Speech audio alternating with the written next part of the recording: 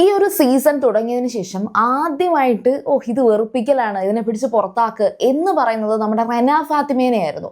റെന ഫാത്തിമ അനുമോളെടുത്ത് സംസാരിക്കുന്ന ആ ഒരു ചീവിയുടെ സംസാരവും ചുമ്മാ ഒരു ആവശ്യവുമില്ലാതെ എല്ലാവരുടെ അടുത്തും പോയി പ്രൊവോക്ക് ചെയ്യാൻ വേണ്ടിയിട്ട് കാണിക്കുന്ന കുറച്ച് രീതികളൊക്കെ ആയിരുന്നു.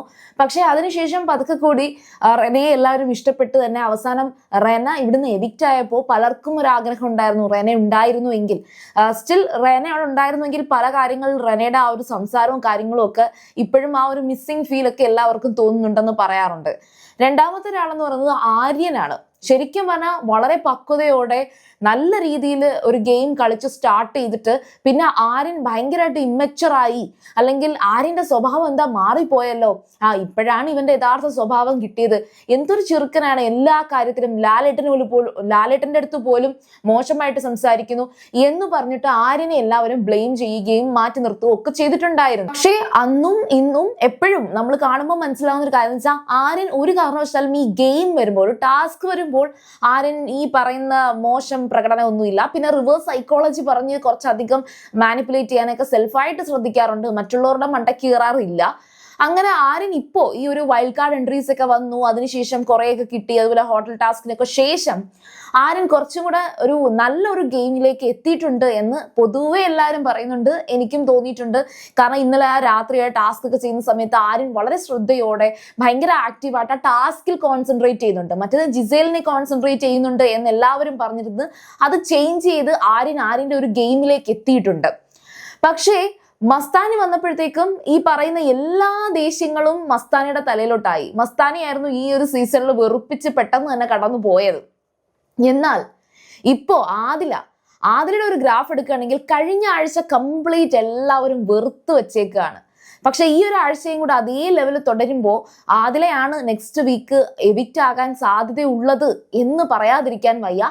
പക്ഷെ എങ്കിലും ആദിലയുടെ ഇപ്പോഴത്തെ ആ ഒരു പ്രവൃത്തി പോലും അനീഷിന്റെ അടുത്ത് അങ്ങനെ ചെയ്യണം, എന്നാലേ അനീഷ് എക്സ്പോസ്ഡ് ആവത്തുള്ളൂ, അനീഷിന്റെ യഥാർത്ഥ സ്വഭാവം കൊണ്ടുവരാൻ വേണ്ടിയിട്ടാണ് ആദില അങ്ങനെ ചെയ്യുന്നത് എന്നുള്ള കമന്റ്സുകളും ധാരാളം ഞാൻ കാണുന്നുണ്ട്. എസ്പെഷ്യലി ഇൻസ്റ്റഗ്രാമിലൊക്കെ നമുക്ക് ചെക്ക് ചെയ്യുമ്പോൾ ഈ ഏഷ്യാനെറ്റിന്റെ പ്രൊമോയുടെ താഴെ തന്നെ ആദില മിടുക്കിയാണ്, ആദില മാത്രമേ അനീഷിനെ ഇത്രത്തോളം തൻ്റെ ഇടത്തോടെ അനീഷിനോട് റിയാക്ട് ചെയ്യുന്നത് ആദില മാത്രമാണ്, ഇങ്ങനെ സംസാരിക്കുന്നത് അങ്ങനെയും ഞാൻ കാണുന്നുണ്ട്. ബട്ട് എന്തൊക്കെയാണെങ്കിലും ശരി, ഒരു ഗെയിം എന്ന് പറയുമ്പോഴത്തേക്ക് ആ ഗെയിമിൽ കുറച്ചൊക്കെ ഒരു മര്യാദ എന്ന് പറഞ്ഞൊരു സംഭവം ഉണ്ട്.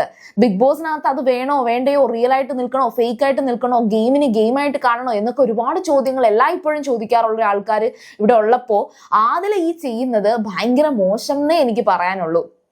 കാരണം വെച്ചാൽ ആദില റിയൽ ആയിട്ടാണ് നിൽക്കുന്നതെങ്കിൽ ഉറപ്പായിട്ടും ഇങ്ങനെ ആദില ചെയ്യുമെന്ന് എനിക്ക് തോന്നുന്നില്ല. ഇതെന്തോ ഒരു പേഴ്സണൽ ഗ്രഡ്ജസ് ഈ പറയുന്ന അനീഷിനോട് ഉണ്ട്. സ്റ്റാർ എടുത്ത് ഒളിപ്പിച്ചു വെക്കുന്നതായിക്കോട്ടെ, അല്ലെങ്കിൽ അനീഷ് പറയുമ്പോൾ തനിക്കത് ചെയ്യാൻ വയ്യ, എന്തോ ഒരു വിരോധം അനീഷിനോട് മാത്രമായിട്ടുണ്ട്. ഈവൻ ഷാനവാസ് വന്നിട്ട് ആദിലേനെയും അനീഷിനെയും തമ്മിൽ ഒന്ന് കൂട്ടുകൂടിക്കാനൊക്കെ ശ്രമിക്കുന്നുണ്ടായിരുന്നു. അതായത് നിങ്ങൾ തമ്മിൽ ഇങ്ങനെ കീരിയും പാമ്പുമായിട്ട് നടന്നിട്ട് കാര്യമില്ല എന്ന് പറഞ്ഞിട്ട് ഷാനവാസ് നല്ല രീതിയിൽ ഒരു മധ്യസ്ഥത സംസാരത്തിലോട്ടൊക്കെ പോകുന്നുണ്ട്. പക്ഷേ അനീഷ് അപ്പൊ പോലെയും വളരെ കൂളായിട്ട് ചിരിച്ച് ഞാൻ മാറണോ, ആദിലയാണോ മാറാൻ പോകുന്നത് എന്നൊക്കെ ചോദിച്ച് അത് അനീഷ് വളരെ കൂളായിട്ടാണ് കാണുന്നത്. കാരണം അനീഷ് അങ്ങനെ ഒരു കലിപ്പോ ദേഷ്യമോ പകയോ വിദ്വേഷമോ ഒന്നും മനസ്സിൽ വെക്കുന്നില്ല. പക്ഷെ ആദില ശരിക്കും പറഞ്ഞാൽ ഇത് കംപ്ലീറ്റ്ലി ഒരു മോശം അവസ്ഥയിലേക്കാണ് പോകുന്നത്.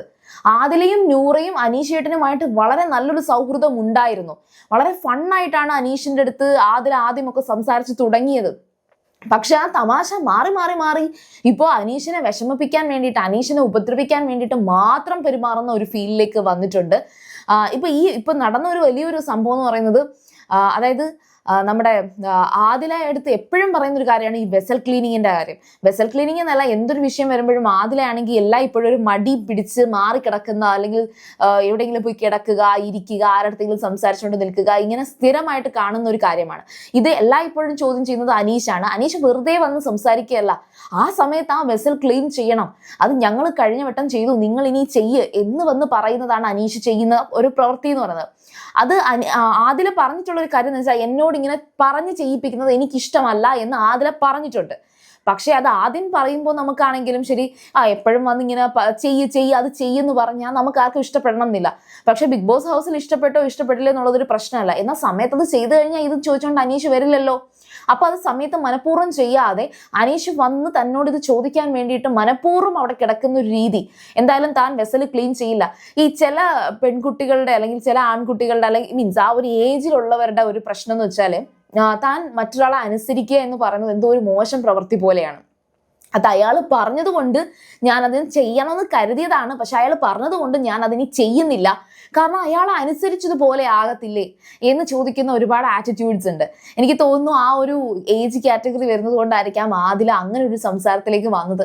പക്ഷെ എന്തായാലും ആദില ചെയ്യുന്നത് വളരെ വലിയൊരു തെറ്റിലേക്ക് തന്നെയാണ്. ഇത് ആദിലയുടെ വോട്ട് കുറയുകയുള്ളൂ. ഇപ്പം ആദിലയോട് എനിക്ക് വല്ലാത്തൊരു ഇഷ്ടമുണ്ടായിരുന്നു. തുടക്ക സമയത്തൊക്കെ ഒരുപാട് നല്ലതുപോലെ സംസാരിക്കുകയൊക്കെ ചെയ്യും. പക്ഷേ ഇന്നത്തെ ആ ഒരു പ്രൊമോ വീഡിയോയിൽ വരെ നിങ്ങൾ കണ്ടു കാണുമായിരിക്കും. അത് സ്റ്റിൽ കാണുമ്പോൾ ആദില മനഃപൂർവ്വം അനീഷിനോട് ഇത്രയും ഉപദ്രവത്തോടെ തന്നെ, അതായത് ഈവൻ ആ ബെഡൊക്കെ എടുത്ത് വലിച്ചെറിഞ്ഞതിന് ശേഷം അനീഷ് വന്ന് പാത്രം കഴുകുന്ന സമയത്ത് ആ പാത്രം കഴുകുന്നതിന്റെ ഇടയിൽ വന്ന് പാത്രങ്ങൾ വലിച്ചെറിയുക, ആ അഴുക്ക് വെള്ളം അനീഷിന്റെ മുഖത്ത് തെറിപ്പിക്കുക, ഇതൊന്നും വേറെ ആരും കാണുന്നുമില്ലേ? അവർക്കാർക്കും ഇതിനകത്ത് ഇടപെടുകയും വേണ്ടേ? ബാക്കി എല്ലാ പ്രശ്നങ്ങളും ഇടപെടുന്നുണ്ട്. പക്ഷേ ആദില നീ എന്താണ് ഇത് ചെയ്യുന്നത് എന്ന് തിരിച്ചു ചോദിക്കാൻ ഒരാളുമില്ല. നൂറ വന്നിട്ട് സ്നേഹത്തോടെ ആദില ഇങ്ങനെ ചെയ്യരുത് അങ്ങനെ ചെയ്യരുത് എന്നൊക്കെ കടന്ന് പറയുന്നുണ്ട്. പക്ഷെ അതിനൊരു ഒരു ലിമിറ്റേഷൻ ഉണ്ട്. അപ്പൊ ഏതായാലും ശരി, ഈ ആദിലയുടെ ഈ ഒരു പ്രവൃത്തി ആദിലയ്ക്ക് തന്നെ വിനയാകും. അത് മാത്രമല്ല, ഇനി അങ്ങോട്ടൊരു അടുത്ത ആഴ്ച അത് ഷാനവാസ് പറയുന്ന ഒരു കാര്യമുണ്ട്, ഇന്ന് കാണുന്നവരെ നമ്മൾ നാളെ കാണുന്നില്ല എന്നൊരു കാര്യം ഈ പറയുന്ന മധ്യസ്ഥത സംസാരിച്ചപ്പോൾ പറഞ്ഞിരുന്നു.